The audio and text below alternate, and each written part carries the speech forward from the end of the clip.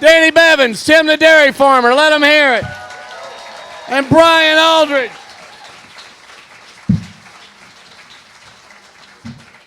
All right, let's do our little thing here. Tim, you want to come up? And Danny, whenever he's ready. We got great shows coming up. This weekend, Orny Adams will be with us. I'm going to tell you right now, he was here for the first time about a year ago, and I knew about him, but I didn't know how dynamic he was on this stage. I mean, this guy is like a bomb exploding when he hits the stage. He's a big dude. He is outrageous fun, great writer. He broke 3 of my microphones. Swear as I stand here. I got a whole bunch of cheap microphones this year. He's in Friday, Saturday, and Sunday, just outrageously good. Jody White coming the week after that. She is a Sarasota native, ladies and gentlemen. The first Sarasotan who has ever gone from my comedy class to nationally touring headliner and headlined here. Oh, and Tim has made it there. And the point, oh, by the way, we're live on YouTube now, so anybody sitting right up in here that's sitting with somebody you shouldn't be with, I mean, you might rethink that. You are from Ohio, and they're from Ohio. The point of this is that over the years, I've had patrons come up to me after a show, and I hear it over and over again, that there is a belief that comics are just shot out of the womb this way, that we're just kind of warped in this way. This is just the way we are. But comics come from all different walks of life, and so we just want to set that up first of all, and then you guys can ask some questions. And you know, Danny with his optimistic outlook on life. I do. You do. Well, I believe in this. Basically, how did you grow up? I mean, what was your family dynamic growing up, and where? Well, I was born here, but I grew up in California, and my father is a Green Beret, and yeah, okay. I don't think you grew up with him, so you keep applauding. For those of you who don't know what a Green Beret is, it's a lot like a criminal with a conscience and a sponsor. And then my mother is Jesus' biggest fan, season ticket holder. I'm not kidding. Can't believe she doesn't show up to church in a jersey and face paint, waving a foam crucifix. He's number one. He's number one. But good. She's a good, really good Christian. She doesn't hate people. She's more of like the pot crit. You know what I mean? Like, she's a positive person. No, pot. Like you know, you smoke pot to relax, calm down, feel better about yourself. That's how my mother does Christianity. Oh, okay. You know, that's cool. Like the people who do it like cocaine, the ones that get him. You know, those fucking people. They're the problem. Right. And did your mother work?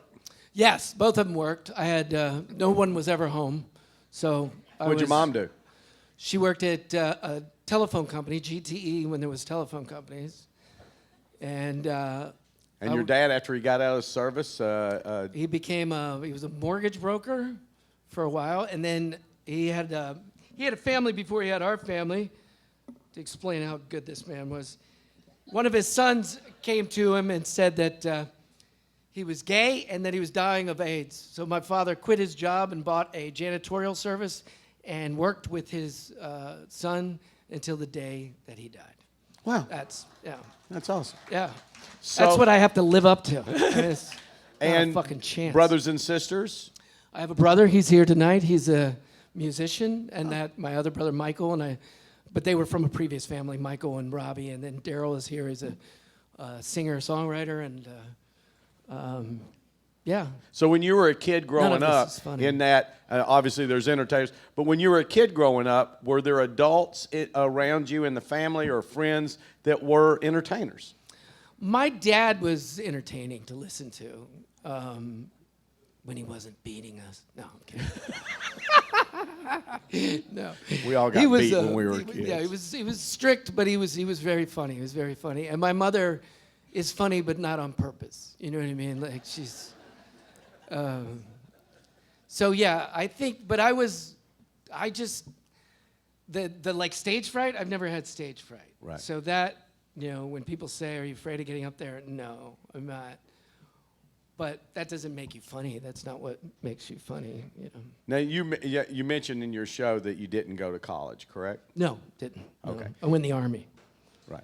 And now Tim, same question basically.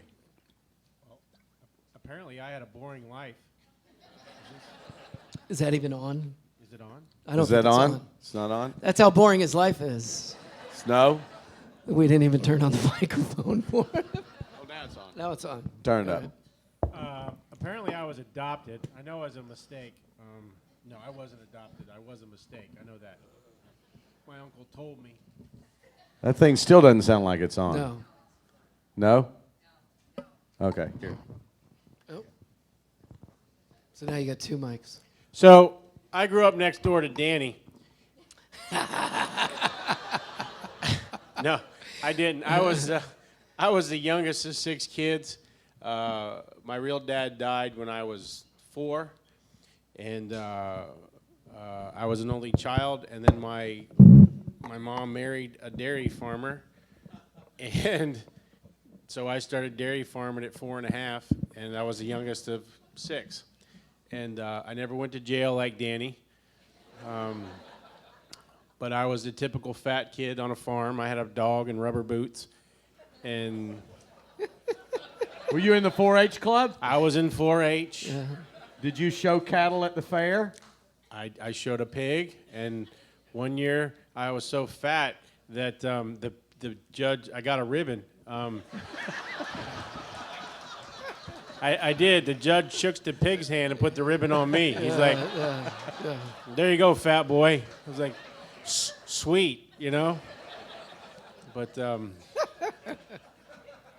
So did you go to college? I did. I actually went to Liberty University, Jerry Falwell School. I'm a good. Ooh, yeah, I made it through. I did, and I graduated. And Did you play sports in college? I did. I played baseball. I was a catcher, Got you. and a freak accident stopped me from that. So. Oh. Which one?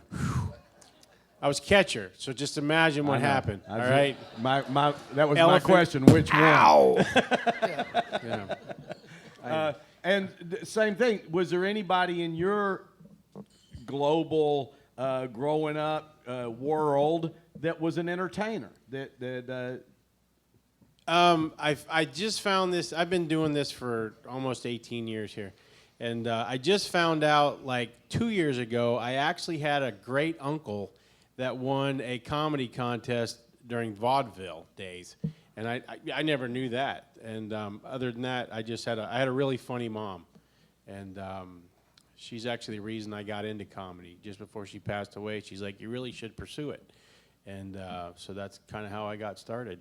So. Was it just like that? Like she said that and then Died? she died? Yeah. No, she didn't. Be a comedian. No. Danny, you're an asshole. And It's the Green Beret upbringing. yeah, Danny didn't have friends growing up. That's why he went to jail and made new butt friends. Tim's really big, Danny. I know. I know. But All right.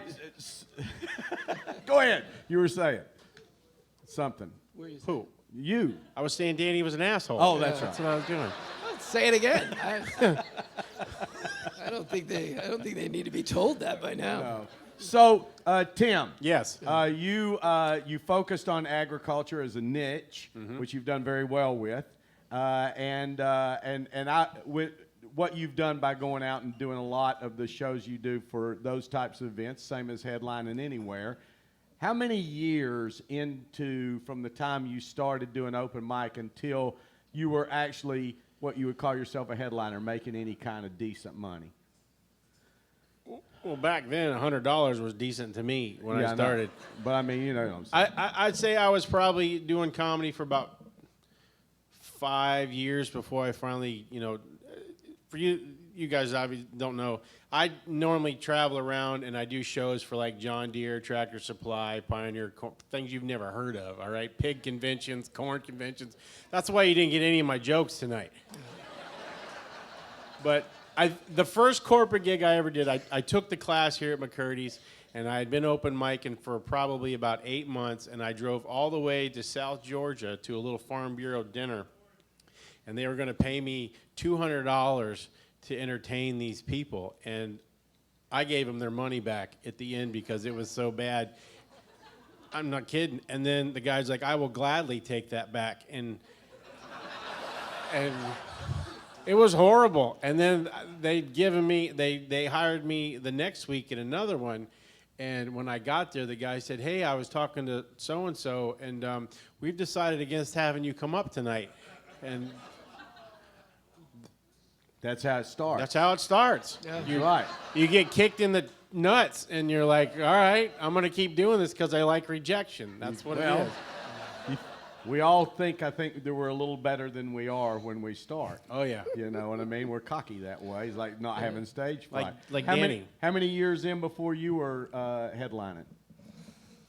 I headlined early, but I don't think I was good at it. I mean, Well, let's say when you were good at it. Like you considered yourself like, I'm a I solid think- headliner. He's working on that. I think, yeah. Showed true. up about halfway in. It's didn't true. I really think 10 years. And I know that everybody says that you find your voice in 6 or 8, but I think it was 10 for me. I agree. Where With I me, just, too. Yeah, I stopped worrying about what you think, the audience. I stopped writing for you and started writing for me and started writing for what makes me laugh because I don't know all of you. How the fuck would I know what you think is funny? You know what I mean? I only know what I think is funny, and so that's how I started to do it. Once I could do that, then, you know, but you learn every time you get on these stages, you learn. Or when you're watching somebody, you learn. Oh, you're always getting, Yeah. always growing, always getting better. You're never There's never no done.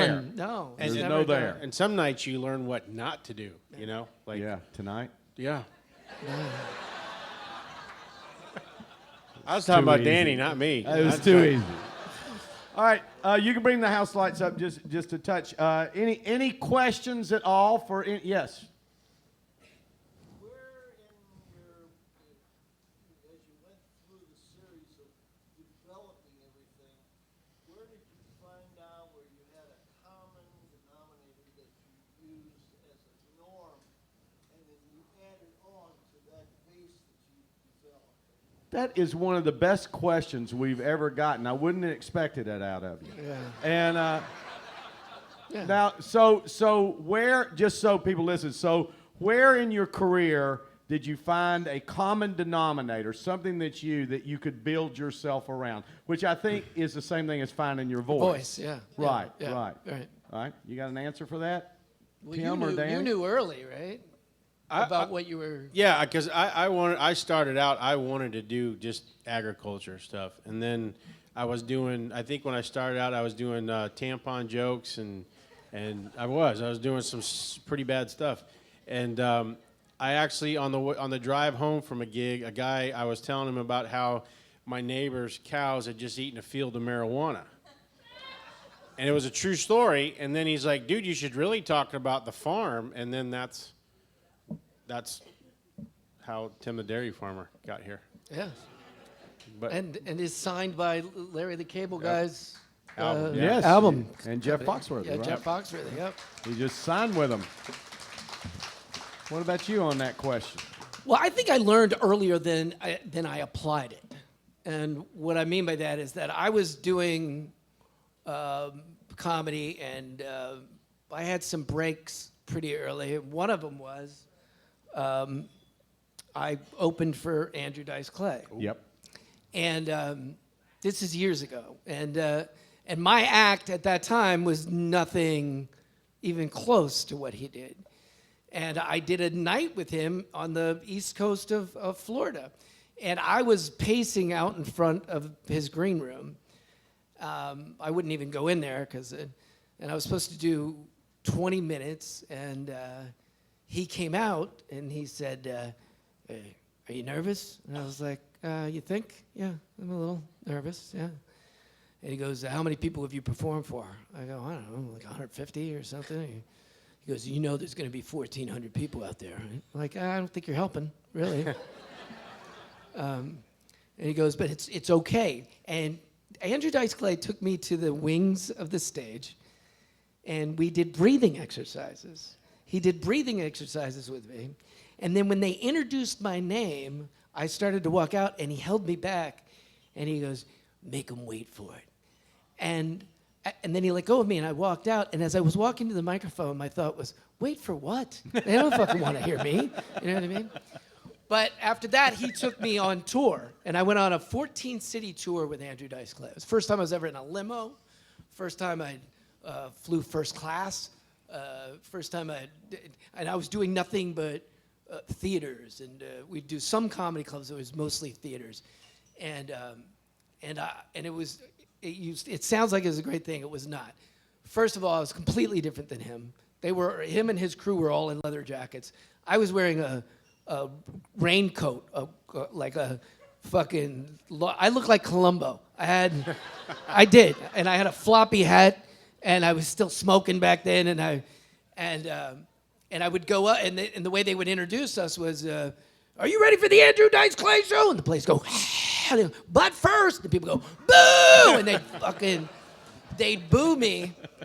And I had to do 20 minutes, and I had to do the whole time to get the $200 that I was getting. And any time that I didn't do, my money would be deducted. So I had to do it. And like in Philly, they booed me for 20 minutes straight, right?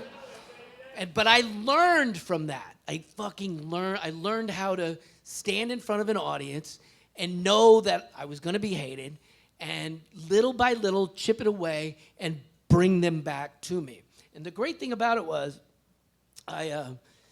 because I did the tour with him and he liked me, I got to do Vegas with him. It was the first time I ever did Vegas, and I did the Celebrity Room in Bally's. Right? It doesn't exist anymore. No, Bally's doesn't exist anymore. Well, Bally's is there. But Is it there? Yeah, but the Celebrity Room's not there. That's the tunnel to the Paris. And in that room, Carlin had played, Pryor had played, Sinatra had played. I mean, it was a big deal. And I was doing 2 nights with him. And he flew me in, and they picked me up from the airport, and they brought me to the casino. And this is kind of I'm sorry, but I'm gonna do the story. Yeah. And the lady met me at the car. They opened the door, and a lady was there with a clipboard, and she's like, "You're in this suite. We're taking you to your room." And they walked me to my room, and she went in the room, and she started turning everything on and showing me how everything worked. And I was like, I know how to turn on TV. And then she said to me, "What time do you want to go down?"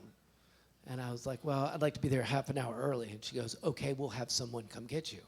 And it didn't even occur to me. Like, I didn't even hear that. But 30 minutes before, there's a knock on the door. I open the door. There's a dude in a uniform with a gun. I'm like, "What are you doing?" He's like, "I'm going to take you down to the theater." I'm like, "You don't have to. No one knows who the fuck I am. Well, I'm being able to walk there unmolested completely." Walks me to an elevator I didn't even know existed. I get on the elevator. There's a dude on the elevator. Presses the button. "Good evening, Mr. Bevins. Why do you fucking know my name?" Okay? Takes me to my green room. My name is on the door. Immediately steal that. I mean, I didn't even open the door. I fucking took it off right away. Open the door. And this is Vegas. So in Vegas, they're not going to do it like they did on the road. So I get a real introduction, and I get to have, there's 4 shows. We're doing 2 nights, and I'm having these great shows. Well, the second night, my wife, who was my girlfriend at the time, came. And after the shows, they had a big party in Andrew Dice Clay's room. This is how big his room was. They had a dude cutting fucking prime rib, all right? That's how big his fucking room was, right? And he was in this little boxed area, the couch. And I had to speak to him that night because I needed the room for the next day. And because my wife and I weren't going to leave until late that evening. So I get called over, and he says to me, "So what are you doing?" I said, "Well, my girlfriend's here, and I really need the room, but I'll pay for it, whatever you got to do." And he was like, "I took care of it." And I go, "Oh, thank you very much. Thanks, Dice." And he goes, "And you get the limo. The limo's going to take you in the morning. The limo's going to take you." And I was like, "I don't need the limo." And he's like, "No, you're gonna have the limo." And I thought it for 5 minutes, and then he goes, "I'm done. You're getting the limo." I say that to tell you this: Dice flew me to Vegas. But from Vegas, I had to get myself to El Paso because I had work in El Paso. I was doing a gig there. So I may be the only person to ever be dropped off at the Las Vegas Greyhound bus station in a limo. You understand? And when you get out of a limo at a bus station, they're like, dude, how much did you fucking lose, right?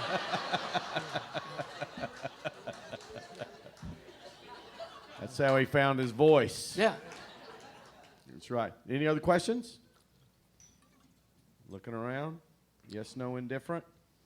That was great. Thank you very much for sticking around. Thanks, guys. Appreciate it. See you again. Oh, we have our little drawing here real quick.